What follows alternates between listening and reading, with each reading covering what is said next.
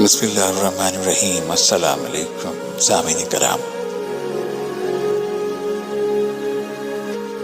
مسند میں ہے کہ حضور نبی کریم صلی اللہ علیہ وآلہ وسلم نے حضرت جبرائیل کو اپنی اصلی صورت میں دیکھا ہے۔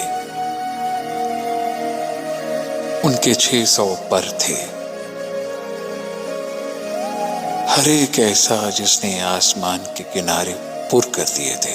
ان میں سے زمرد، موتی اور مروارید جھڑ رہے تھے،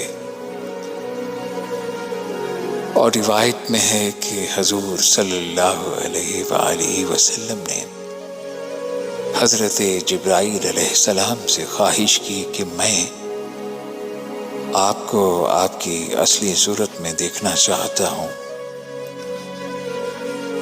حضرت جبریل امین نے فرمایا، اللہ تعالی سے دعا کیجیے۔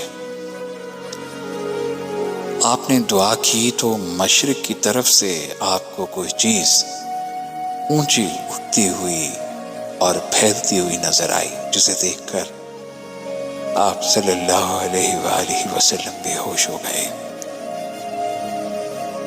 جبریل فوراً آئے اور آپ کو ہوش میں لائے اور آپ کی رخساروں سے لعاب مبارک دور کیا۔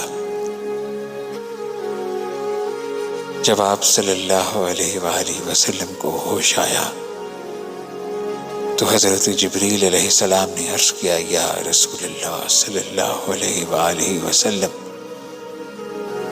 اگر آپ حضرت اسرافیل علیہ السلام کو دیکھ لیتے تو آپ کا کیا حال ہوتا؟ ان کو تو اللہ تعالیٰ نے 12,000 بازو عطا فرمائے۔